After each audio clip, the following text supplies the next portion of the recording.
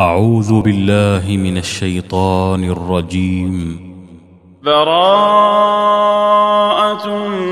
من الله ورسوله إلى الذين عاهدتم من المشركين فسيحوا في الأرض 4 أشهر واعلموا أنكم غير معجز الله وأن الله مخزي الكافرين.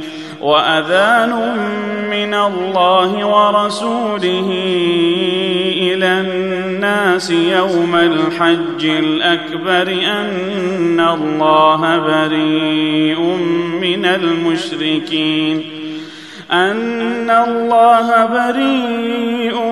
من المشركين ورسوله فإن تبتم فهو خير لكم وإن توليتم فاعلموا أنكم غير معجز الله وبشر الذين كفروا بعذاب أليم.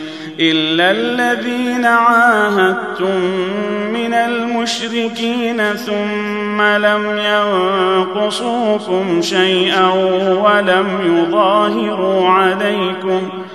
ولم يظاهروا عليكم أحدا فأتموا إليهم عهدهم إلى مدتهم إن الله يحب المتقين.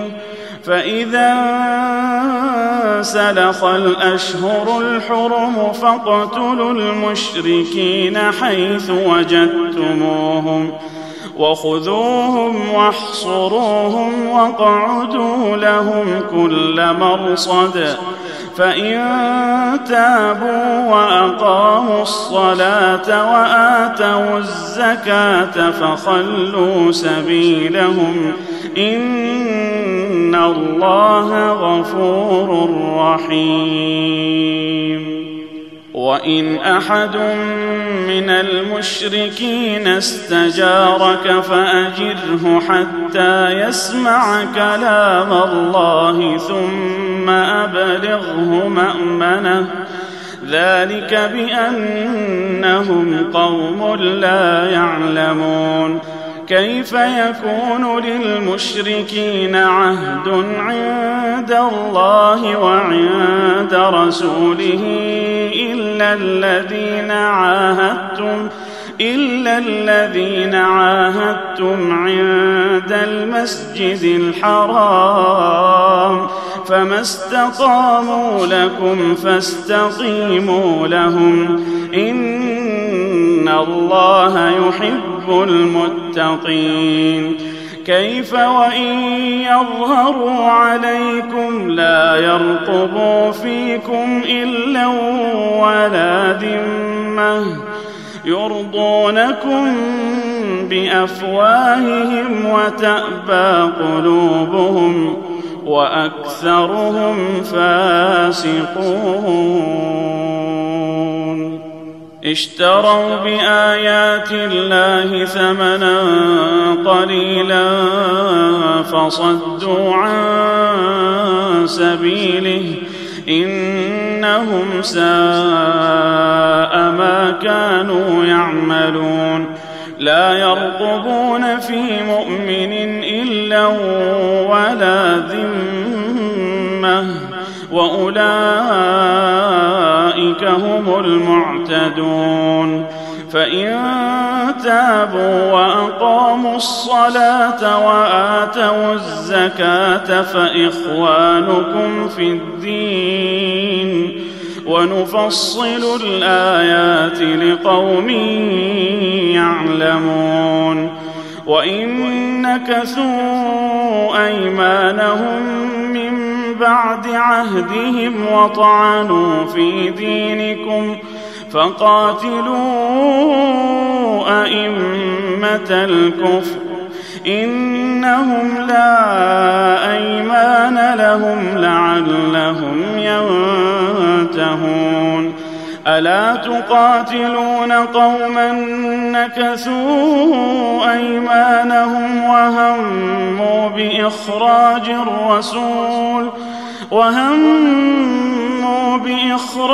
الرسول وهم بدؤوكم أول مرة أتخشونهم فالله أحق أن تخشوه إن كنتم مؤمنين قاتلوهم يعذبهم الله بأيديكم ويخزهم وينصركم عليهم ويشف صدور قوم مؤمنين ويذهب غيظ قلوبهم ويتوب الله على من يشاء والله عليم حكيم. أم حسبتم أن تتركوا ولما يعلم الله الذين جاهدوا منكم ولم يتخذوا من دون الله ولا رسوله ولا المؤمنين وليجة والله خبير بما تعملون. ما كان للمشركين أن يعمروا مساجد الله شاهدين على أنفسهم بالكفر أولئك حبطت أعمالهم وفي النار هم خالدون. إنما يعمر مساجد الله من آمن بالله واليوم الآخر وأقام الصلاة وآتى الزكاة ولم يخش إلا الله فعسى أولئك أن يكونوا من المهتدين. أجعلتم سقاية الحاج وعمارة المسجد الحرام كمن آمن بالله واليوم الآخر وجاهد في سبيل الله لا يستوون عند الله والله لا يهدي القوم الظالمين. الذين آمنوا وهاجروا وجاهدوا في سبيل الله بأموالهم وأنفسهم أعظم درجة عند الله وأولئك هم الفائزون. يبشرهم ربهم برحمة منه ورضوان وجنات لهم فيها نعيم مقيم خالدين فيها أبدا إن الله عنده أجر عظيم. يا أيها الذين آمنوا لا تتخذوا آباءكم وإخوانكم أولياء إن استحبوا الكفر على الإيمان ومن يتولهم منكم فأولئك هم الظالمون. قل إن كان آباؤكم وأبناؤكم وإخوانكم وأزواجكم وعشيرتكم وأموال وأموال اقترفتموها وتجارة تخشون كسادها ومساكن ترضونها أحب إليكم من الله ورسوله وجهاد في سبيله فتربصوا حتى يأتي الله بأمره والله لا يهدي القوم الفاسقين. لقد نصركم الله في مواطن كثيرة ويوم حنين إذ أعجبتكم كثرتكم فلم تغن عنكم شيئا وضاقت عليكم الأرض بما رحبت ثم وليتم مدبرين ثم أنزل الله سكينته على رسوله وعلى المؤمنين وأنزل جنودا لم تروها وعذب الذين كفروا وذلك جزاء الكافرين. ثم يتوب الله من بعد ذلك على من يشاء والله غفور رحيم. يا أيها الذين آمنوا إنما المشركون نجس فلا يقربوا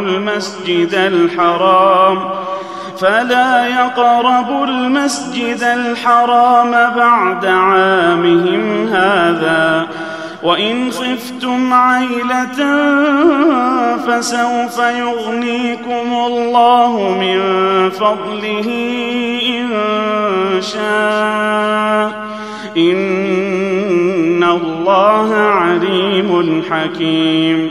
قاتلوا الذين لا يؤمنون بالله ولا باليوم الآخر ولا يحرمون ما حرم الله ورسوله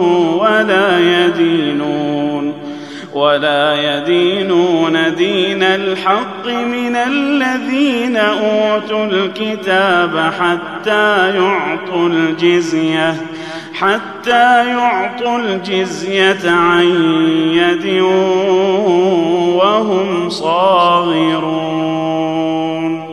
وقالت اليهود عزير ابن الله وقالت النصارى المسيح ابن الله ذلك قولهم بأفواههم يضاهئون قول الذين كفروا من قبل قاتلهم الله أنى يؤفكون.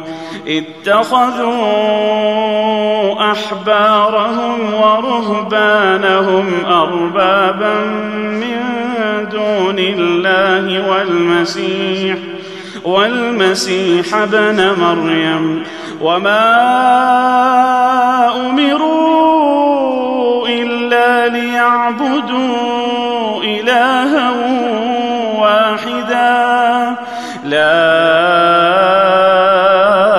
إله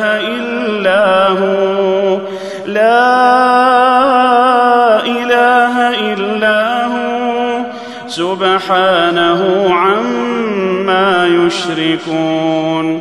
يريدون أن يطفئوا نور الله بأفواههم ويأبى الله إلا أن يتم نوره ولو كره الكافرون. هو الذي أرسل رسوله بالهدى ودين الحق ليظهره على الدين كله ولو كره المشركون. يا أيها الذين آمنوا إن كثيرا من الأحبار والرهبان ليأكلون أموال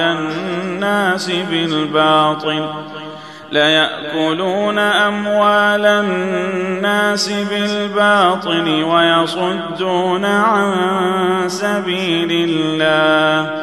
والذين يكنزون الذهب والفضة ولا ينفقونها في سبيل الله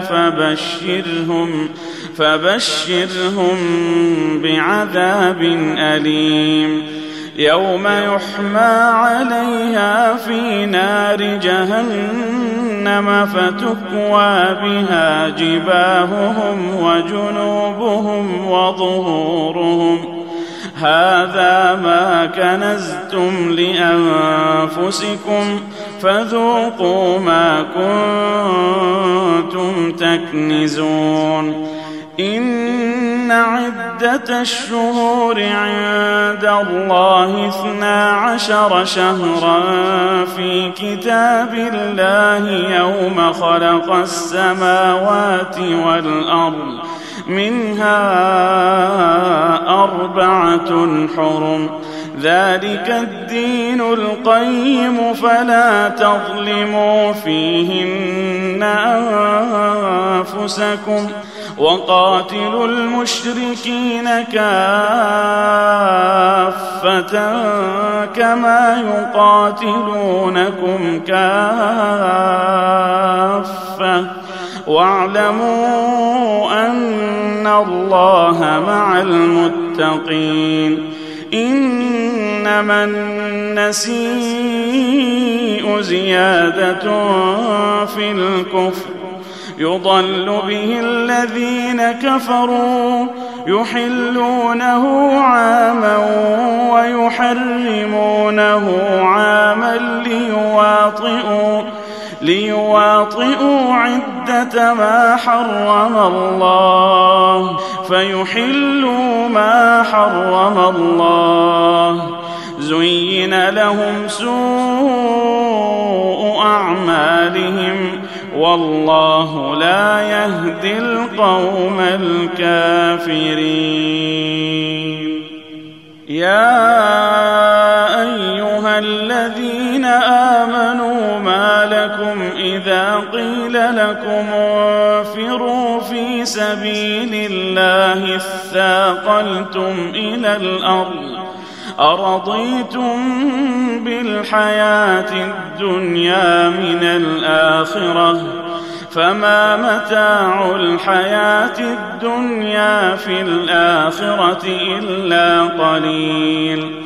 إلا تنفروا يعذبكم عذابا أليما ويستبدل قوما غيركم ولا تضروه شيئا والله على كل شيء قدير. إلا تنصروه فقد نصره الله إذ أخرجه الذين كفروا ثاني اثنين إذ هما في الغار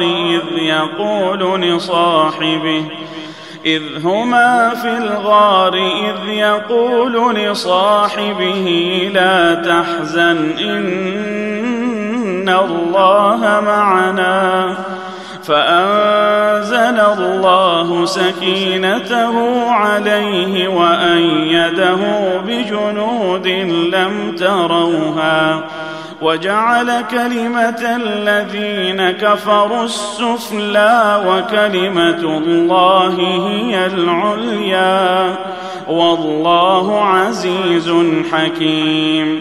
انفروا خفافا وثقالا وجاهدوا بأموالكم وأنفسكم في سبيل الله ذلكم خير لكم إن كنتم تعلمون لو كان عرضا قريبا وسفرا قاصدا لاتبعوك ولكن بعدت عليهم الشقة وسيحلفون بالله لو استطعنا لخرجنا معكم يهلكون أنفسهم والله يعلم إنهم لكاذبون عفى الله عنك لم أذنت لهم حتى يتبين لك الذين صدقوا وتعلم الكاذبين لا يستأذنك الذين يؤمنون بالله واليوم الآخر أن يجاهدوا بأموالهم وأنفسهم والله عليم بالمتقين إنما يستأذنك الذين لا يؤمنون بالله واليوم الآخر وارتابت قلوبهم فهم في ريبهم يترددون ولو أرادوا الخروج لأعدوا له عدته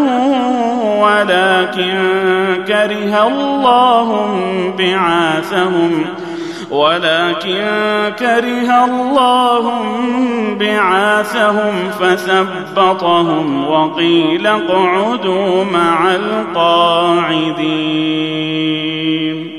لو خرجوا فيكم ما زادوكم إلا خبالا ولأوضعوا خلالكم يبغونكم الفتنة وفيكم سماعون لهم والله عليم بالظالمين لقد ابتغوا الفتنة من قبل وقلبوا لك الأمور حتى جاء الحق وظهر أمر الله وهم كارهون ومنهم من يقول ائذن لي ولا تفتني ألا في الفتنة سقطوا وإن جهنم لمحيطة بالكافرين إن تصبك حسنة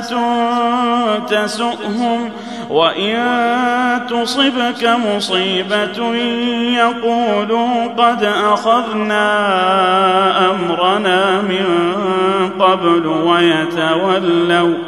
ويتولوا وهم فرحون قل لن يصيبنا إلا ما كتب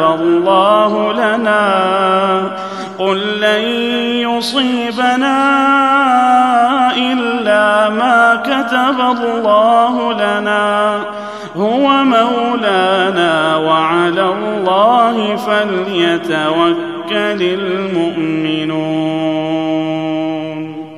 قل هل تربصون بنا إلا إحدى الحسنيين ونحن نتربص بكم أن يصيبكم الله بعذاب من عنده أو بأيدينا فتربصوا إنا معكم متربصون قل أنفقوا طوعا أو كرها لن يتقبل منكم إنكم كنتم قوما فاسقين وما منعهم أن تقبل منهم نفقاتهم إلا أنهم كفروا بالله وبرسوله ولا يأتون الصلاة إلا وهم كسالى ولا ينفقون إلا وهم كارهون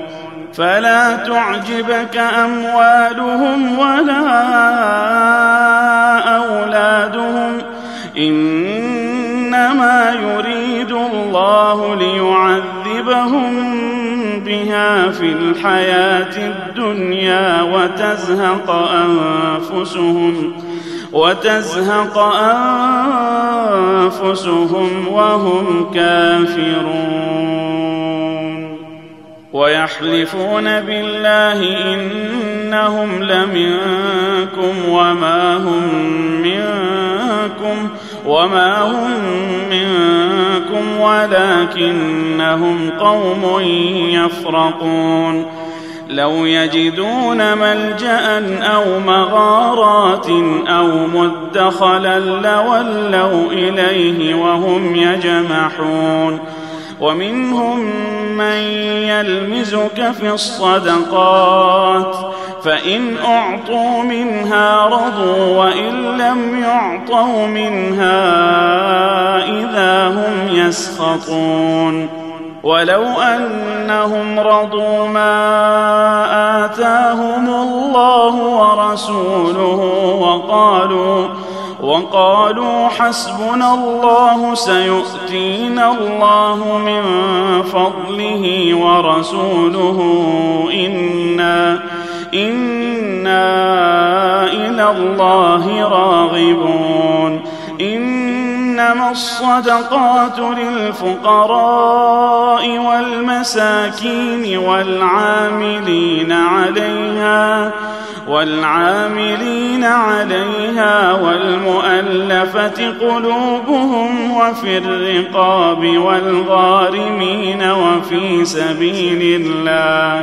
وفي سبيل الله وابن السبيل فريضة من الله والله عليم حكيم ومنهم الذين يؤذون النبي ويقولون هو أذن قل أذن خير لكم يؤمن بالله ويؤمن للمؤمنين ورحمة للذين آمنوا منكم والذين يؤذون رسول الله لهم عذاب أليم يحلفون بالله لكم ليرضوكم والله ورسوله أحق أن يرضوه إن كانوا مؤمنين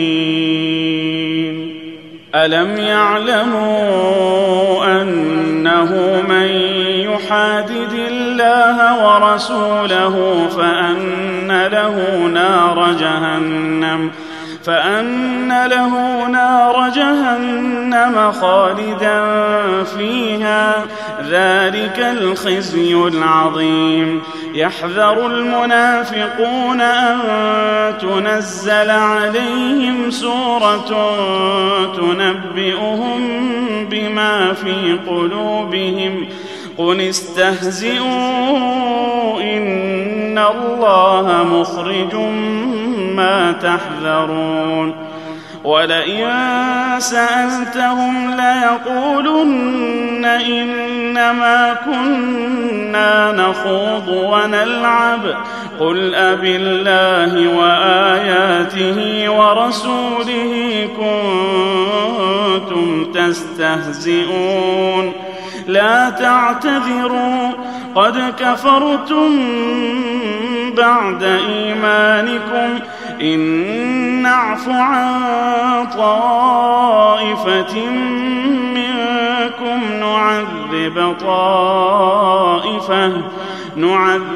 طائفة بأنهم كانوا مجرمين المنافقون والمنافقات بعضهم من بعض يأمرون بالمنكر وينهون عن المعروف ويقبضون أيديهم نسوا الله فنسيهم إن المنافقين هم الفاسقون وعد الله المنافقين والمنافقات والكفار نار جهنم خالدين فيها هي حسبهم ولعنهم الله ولهم عذاب مقيم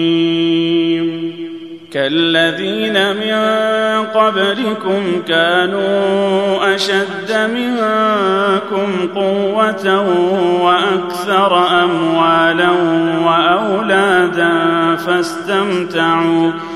فاستمتعوا بخلاقهم فاستمتعتم بخلاقكم كما استمتع الذين من قبلكم بخلاقهم وخضتم كالذي خاضوا أولئك حبطت أعمالهم في الدنيا والآخرة وأولئك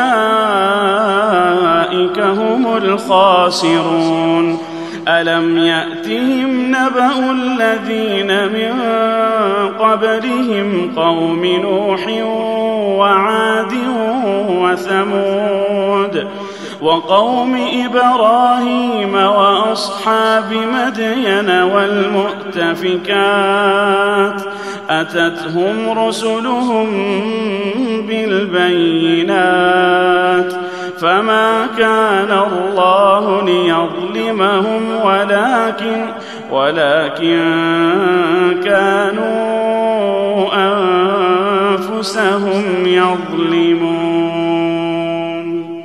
والمؤمنون والمؤمنات بعضهم أولياء بعض يأمرون بالمعروف وينهون عن المنكر ويقيمون الصلاة ويؤتون الزكاة ويطيعون الله ورسوله أولئك سيرحمهم الله إن الله عزيز حكيم وعد الله المؤمنين والمؤمنات جنات تجري من تحتها الأنهار خالدين فيها ومساكن طيبة في جنات عدن ورضوان من الله أكبر ذلك هو الفوز العظيم يا أيها النبي جاهد الكفار والمنافقين واغلظ عليهم ومأواهم جهنم وبئس المصير يحلفون بالله ما قالوا ولقد قالوا كلمة الكفر وكفروا بعد إسلامهم وهموا بما لم ينالوا وما نقموا إلا أن أغناهم الله ورسوله من فضله فإن يتوبوا يك خيرا لهم وإن يتولوا يعذبهم الله عذابا أليما في الدنيا والآخرة وما لهم في الأرض من ولي ولا نصير ومنهم من عاهد الله لئن آتانا من فضله لنصدقن ولنكونن من الصالحين فلما بما آتاهم من فضله بخلوا به وتولوا وهم معرضون فأعقبهم نفاقا في قلوبهم إلى يوم يلقونه بما أخلفوا الله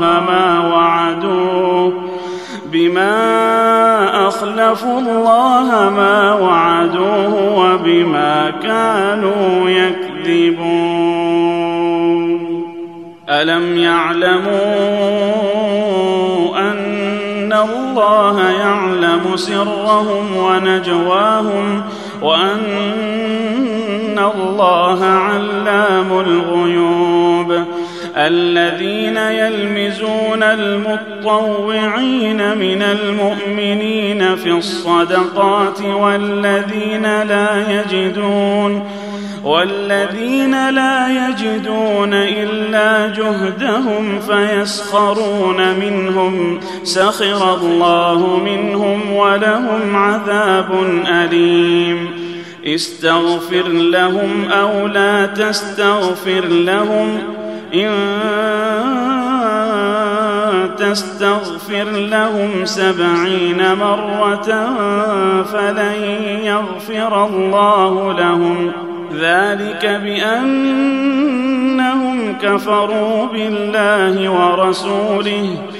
ذلك بأنهم كفروا بالله ورسوله والله لا يهدي القوم الفاسقين فرح المخلفون بمقعدهم خلاف رسول الله وكرهوا أن يجاهدوا بأموالهم وأنفسهم في سبيل الله وقالوا لا تنفروا في الحر قل نار جهنم أشد حرا لو كانوا يفقهون فليضحكوا قليلا وليبكوا كثيرا جزاء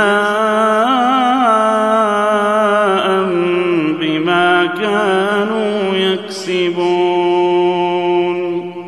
فإن رجعك الله إلى طائفة منهم فاستأذنوك للخروج فقل لن تخرجوا معي أبدا ولن تقاتلوا معي عدوا إنكم رضيتم بالقعود أول مرة فاقعدوا مع الخالفين ولا تصل على أحد منهم مات أبدا ولا تقم على قبره إنهم كفروا بالله ورسوله وماتوا وهم فاسقون ولا تعجبك أموالهم وأولادهم إنما يريد الله أن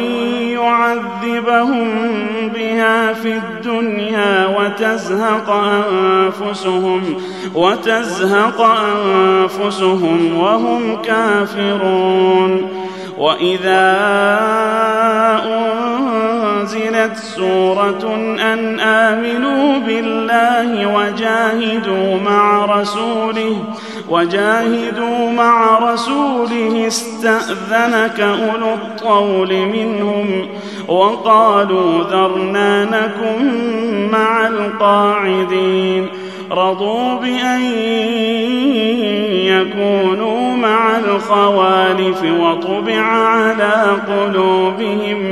وطبع على قلوبهم فهم لا يفقهون لكن الرسول والذين آمنوا معه جاهدوا بأموالهم وأنفسهم وأولئك لهم الخيرات وأولئك هم المفلحون أعد الله لهم جنات تجري من تحتها الأنهار خالدين فيها، ذلك الفوز العظيم. وجاء المعذرون من الأعراب ليؤذن لهم، وقعد الذين كذبوا الله ورسوله، سيصيب الذين كفروا منهم عذاب أليم. ليس على الضعفاء ولا على المرضى ولا على الذين لا يجدون ما ينفقون حرج إذا نصحوا لله ورسوله، ما على المحسنين من سبيل، والله غفور رحيم. ولا على الذين إذا ما أتوك لتحملهم قلت لا أجد ما أحملكم عليه تولوا وأعينهم تفيض من الدمع حزنا ألا يجدوا ما ينفقون. إنما السبيل على الذين يستأذنونك وهم أغنياء رضوا بأن يكونوا مع الخوالف وطبع الله على قلوبهم فهم لا يعلمون. يعتذرون إليكم إذا رجعتم إليهم قل لا تعتذروا لن نؤمن لكم قد نبأنا الله من أخباركم وسيرى الله عملكم ورسوله ثم تردون إلى عالم الغيب والشهادة فينبئكم بما كنتم تعملون.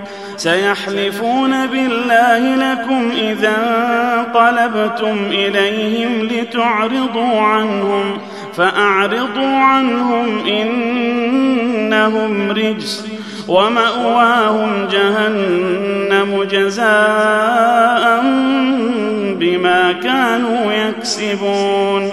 يحلفون لكم لترضوا عنهم فإن ترضوا عنهم فإن الله لا يرضى عن القوم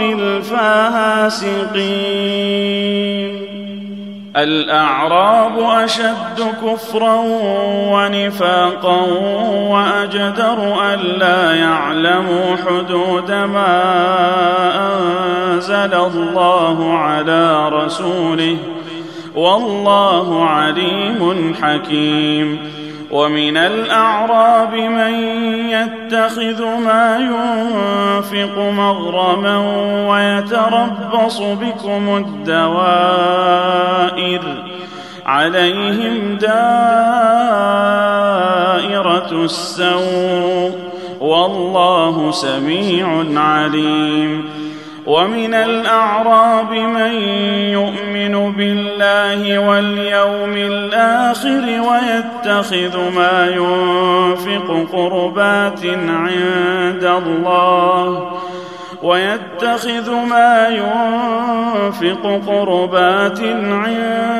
الله وصلوات الرسول ألا إنها قربة لهم سيدخلهم الله في رحمته إن الله غفور رحيم.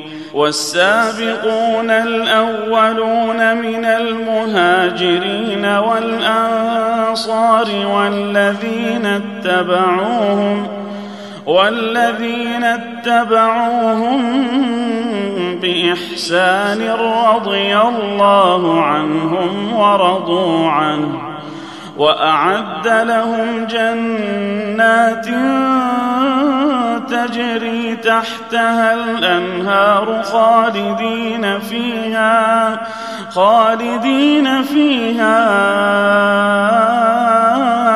أبدا ذلك ذلك الفوز العظيم.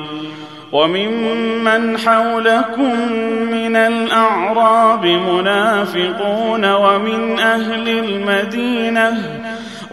أهل المدينة مردوا على النفاق لا تعلمهم نحن نعلمهم سنعذبهم مرتين ثم يردون إلى عذاب عظيم.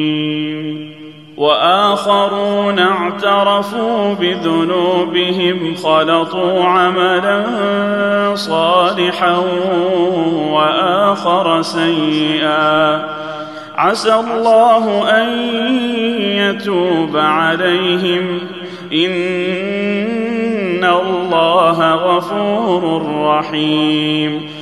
خذ من أموالهم صدقة تطهرهم وتزكيهم بها وصل عليهم إن صلاتك سكن لهم والله سميع عليم.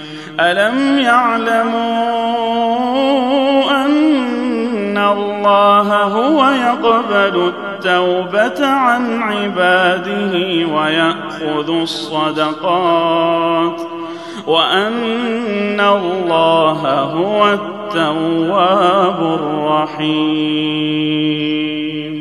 وقل اعملوا فسيرى الله عملكم ورسوله والمؤمنون وستردون إلى عالم الغيب والشهادة فينبئكم بما كنتم تعملون. وآخرون مرجون لأمر الله إما يعذبهم وإما يتوب عليهم والله عليم حكيم. والذين اتخذوا مسجدا ضرارا وكفرا وتفريقا بين المؤمنين وإرصادا لمن حارب الله ورسوله من قبل وليحلفن إن أردنا إلا الحسنى والله يشهد إنهم لكاذبون. لا تقم فيه أبدا لمسجد أسس على التقوى من أول يوم أحق أن تقوم فيه رجال يحبون أن يتطهروا والله يحب المطهرين. أفمن أسس بنيانه على تقوى من الله ورضوان خير أم من أسس بنيانه على شفا جرف هار فانهار به في نار جهنم والله لا يهدي القوم الظالمين. لا يزال بنيانهم الذي بنوا ريبة في قلوبهم إلا أن تقطع قلوبهم والله عليم حكيم. إن الله اشترى من المؤمنين أنفسهم وأموالهم بأن لهم الجنة يقاتلون في سبيل الله فيقتلون ويقتلون وعدا عليه حقا في التوراة والإنجيل والقرآن. ومن أوفى بعهده من الله فاستبشروا ببيعكم الذي بايعتم به وذلك هو الفوز العظيم. التائبون العابدون الحامدون السائحون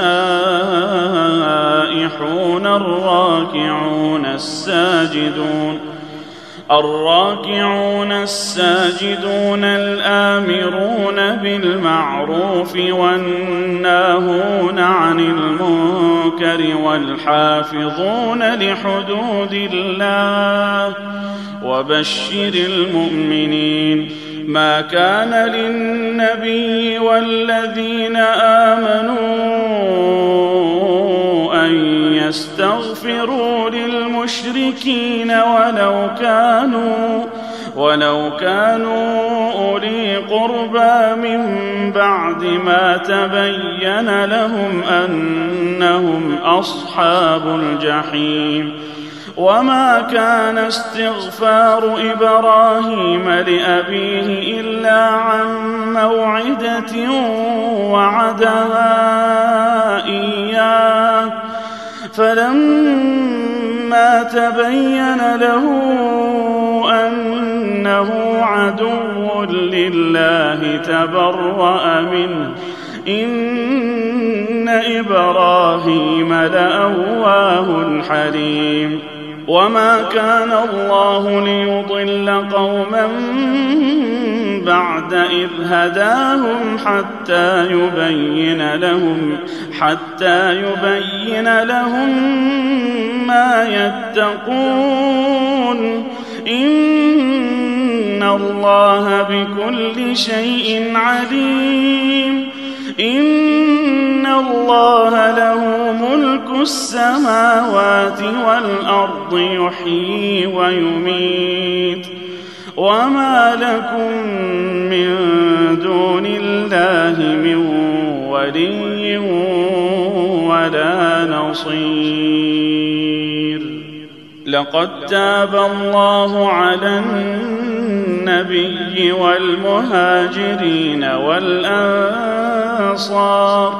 والأنصار الذين اتبعوه في ساعة العسرة من بعد ما كاد يزيغ قلوب فريق منهم ثم تاب عليهم إنه بهم رءوف رحيم. وعلى الثلاثة الذين خلفوا حتى إذا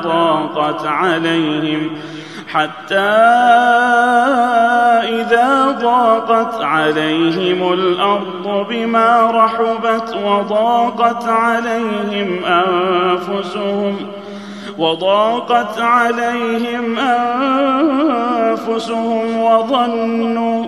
وظنوا أن لا ملجأ من الله إلا إليه ثم تاب عليهم ليتوبوا إن الله هو التواب الرحيم. يا أيها الذين آمنوا اتقوا الله وكونوا مع الصادقين. ما كان لأهل المدينة ومن حولهم من الأعراب أن يتخلفوا عن رسول الله ولا يرغبوا بأنفسهم عن نفسه ذلك بأنهم لا يصيبهم ظمأ ولا نصب ولا مخمصة في سبيل الله ولا يطؤون موطئا يغيظ الكفار ولا ينالون من عدو نيلا إلا كتب لهم به عمل صالح إن الله لا يضيع أجر المحسنين. ولا ينفقون نفقة صغيرة ولا كبيرة ولا يقطعون واديا إلا كتب لهم ليجزيهم الله أحسن ما كانوا يعملون. وما كان المؤمنون لينفروا كافة فلولا نفر من كل فرقة منهم طائفة ليتفقهوا في الدين ولينذروا قومهم إذا رجعوا إليهم لعلهم يحذرون. يا أيها الذين آمنوا قاتلوا الذين يلونكم من الكفار وليجدوا فيكم غلظة واعلموا أن الله مع المتقين. وإذا ما أنزلت سورة فمنهم من يقول أيكم زادته هذه إيمانا فأما الذين آمنوا فزادتهم إيمانا وهم يستبشرون.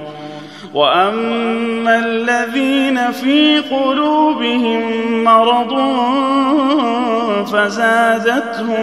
فزادتهم رجسا إلى رجسهم وماتوا وهم كافرون. أولا يرون أنهم يفتنون في كل عام مرة أو مرتين ثم لا يتوبون ولا هم يذكرون.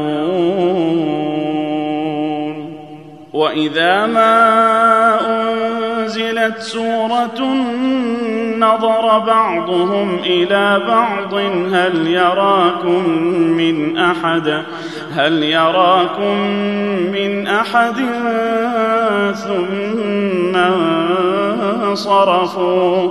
صرف الله قلوبهم بأنهم قوم لا يفقهون.